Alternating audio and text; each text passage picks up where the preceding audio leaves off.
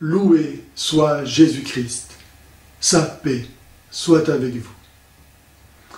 Le but pour lequel Dieu a tout créé est l'infinie sainteté du Christ Rédempteur. Car il ne peut y avoir rien de plus grand que l'amour du Fils de Dieu donnant sa vie pour le salut du monde. Mais ce but, nous en faisons partie, dans la mesure où nous sommes greffés à Jésus-Christ, incorporés à lui, qui a dit « Je suis le cep et vous êtes les sarments ». C'est la même sève qui irrigue à la fois le cep et les sarments.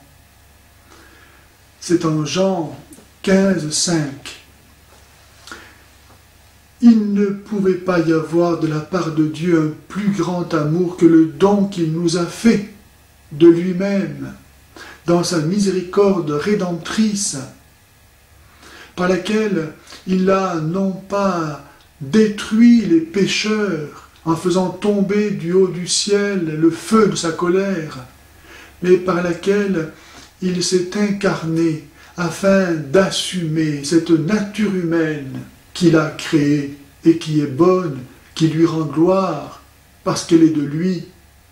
Il l'a assumée afin de la sauver, de la sanctifier et de la diviniser. De toute éternité, le Père a pensé à nous dans le Christ.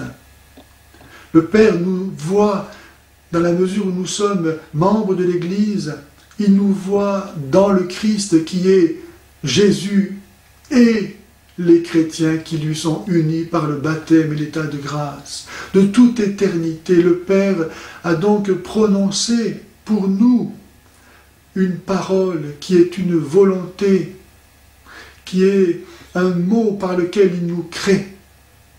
Et ce mot exprime ce que nous devons être, la place que nous devons occuper, la perfection que nous devons réaliser, la gloire que nous devons atteindre. La volonté de Dieu est que nous entrions dans le mystère du Christ. Et ce mot que de toute éternité il prononce indique la mesure et la manière dont nous devons reproduire Jésus pour la gloire du Père. Notre vocation surnaturelle est de nous conformer à Jésus-Christ, de vivre comme Jésus, de devenir Jésus. L'Esprit Saint se fait l'exécuteur des desseins du Père, l'ouvrier de la déification de l'homme, selon le plan qu'a tracé le Père sur le modèle du Verbe incarné. Le Verbe incarné est l'idéal unique et universel que doivent reproduire tous les prédestinés de l'amour. Parce que les prédestinés de l'amour ne font plus qu'un avec Jésus, ils partagent aussi ses souffrances et sa mort, comme le dit saint Paul dans l'Épître aux Colossiens au chapitre 1, verset 24. En ce moment, je trouve ma joie dans les souffrances que j'endure pour vous, et je complète en ma chair ce qui manque aux épreuves du Christ pour son corps, qui est l'Église.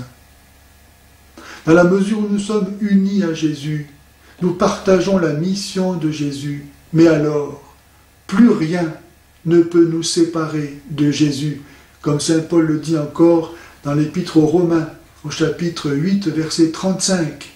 Même la souffrance, même la mort, nous servent à témoigner de notre amour pour Dieu dans le Christ Jésus. Nous sommes les grands vainqueurs grâce à celui qui nous a tant aimés.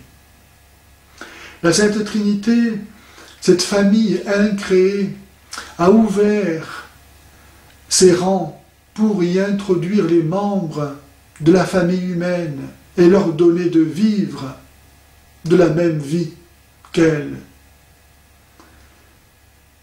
Nous sommes destinés à entrer dans le Christ Jésus, sans cesser d'être lui, est désormais composé de nous. En conclusion, le plan éternel de Dieu, de la création, pour lequel il a laissé se succéder les siècles et les millénaires de l'histoire, les jours et les années de notre vie, et l'amour du Christ rédempteur, régnant dans l'humanité, greffée, unie, incorporée à lui, qui a bien voulu assumer notre nature humaine, afin de l'unir à sa nature divine, de telle sorte que pas même la mort, ni jamais aucun lien ne pourra rompre cette unité, car il est ressuscité. Le but de la création est ce règne d'amour du Christ dans l'humanité greffée à Jésus, et par là sauvé, sanctifié, divinisé, en recevant tout de lui, en lui appartenant totalement.